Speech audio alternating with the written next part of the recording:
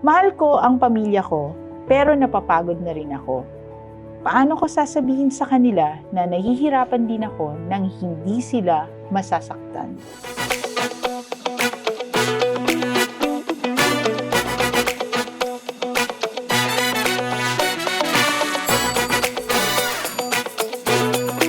Hello mga kasirus! Welcome to Dear Sirus with Papa Jules and Miss Arby. Segment kung saan binabasa natin ang inyong mga sulat galing na may hinaing mga at kwentong OFW life. Tama, dahil kuminsan, hindi ka nag-isa dito. Kasama mo, Miss RB, ako, at syempre, pwede ka naman bigyan ng mga unsolicited advice. Uy! Solicited advice yun. Sila nagsulat. O rin naman, no? Kaya, sige, Miss RB, basahin na natin ang unang sulat. Okay. Ang una nating letter sender, itago natin sa pangalang OFW mong pagod. Okay? Dear Sirus, OFW ako dito sa Australia for almost 2 years na. Maganda naman ang trabaho at nakakatulong ako sa pamilya. Pero lately, pakiramdam ko, ATM na lang ako. Wow, sakit yun na. Okay. Kapag tumatawag sila, para laging may kailangan. Kapag hindi ako nakakapagpadala agad, parang nagtatampo sila.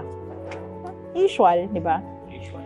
Mahal ko ang pamilya ko, pero napapagod na rin ako. Paano ko sasabihin sa kanila na nahihirapan din ako nang hindi sila masasaktan?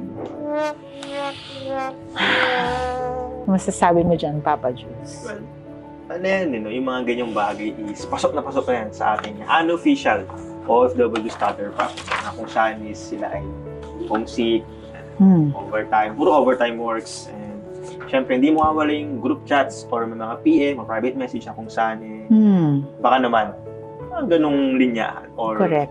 at least yung kuya or ano ba? Umpisa. Yung mga ganung linyahan lang. No, di ba? Oo.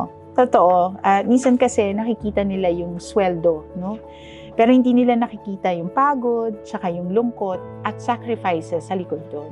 Tama kasi hindi naman porke na nasa abroad ka na akala mo, andyan yung pere, kumbaga. Correct.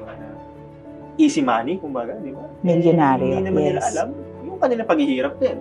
Ano ba, kada sahod, papadala ka, hati-hati mo pa yun Correct. Di ba? Sa mga pangangailangan mo sa dito, sa bansang kung saan ka man, let's say for example, sa Australia. Siyempre, yung pagkain mo din, hindi na po pwedeng araw-araw masarap. Siguro may mga times din na talagang kakusi ka talaga. Correct. Ang importante dito, mga kasirus, matutunan mong mag-set ng boundaries. No? Hindi selfish ang magsabi ng totoo tungkol sa financial situation mo. Kasi maiintindihan nila di ba? Pero kung hindi mo sasabihin, they will not understand. At saka para sa letter sender din kasi is, huwag mong hayaan na maubos ka. Okay? Kasi hindi lang to tungkol sa financial Correct. din. Kumbaga, tungkol sa katawan mo din, sa physical mo din, tsaka sa kaisipan mo din. No? Kasi, magkakadikit-dikit yan Kung Correct. napagod ka na, syempre, magugutom ka. Kung nagutom ka is, kung ano na yung may isip mo, and that could lead to different cases. Pwede ka magkasakit. Siyempre, pag nagkasakit ka, hindi ka makakapasok sa trabaho mo. And siyempre, pag hindi ka nakapasok sa trabaho mo, is pwede mabawasan. Yeah. Yung sahod mo, pero yung trabaho mo, is ma-apekto ka din. Yung performance mo, specifically. Correct, no? Pwede mong sabihin, no? Gusto kong tumulong, pero kailangan ko rin, no? Mag-budget para sa sarili ko. Kasi sa sariling future mo for emergency funds. Kasi walang kasama dun Walang tutulong sa'yo pag nagkasakit ka. Good point, no, Miss RV. Kasi, syempre, at the end of the day, yes, kahit na ikaw may family, kailangan mo rin unahin ang sarili mo. Kasi, That's right. dating din sa punto na sarili mo na lang ang makakatulong sa'yo. Sa ating sender, maraming salamat at sana makatulong sa'yo ang ating munting payo, no?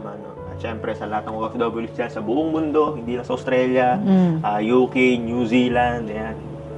Saludo kami sa inyo. Kasi grabe yung sakripisyong ginagawa ninyo. Hindi lang para sa sarili mo, kundi para sa pamilya mo din. Papa Jules, bago pala matapos ang ating episode, no, meron tayong urgent hiring sa mga sumusunod na job roles. Okay, for Australia, meron tayong rubber liners, carpenters, cabinet makers, tile setters, sign writers, epoxy flooring installers, roof plumbers, bus mechanics.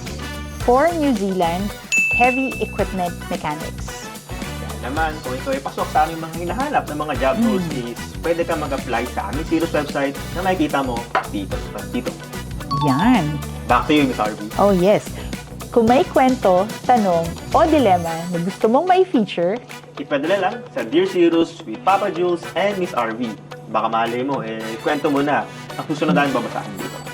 hanggang sa susunod mga kasirus, Ingat palagi at tandaan, hindi mo kailangan dalhin lahat ng problema dahil may Papa Jules at Miss RV handang dumamay para sa inyo.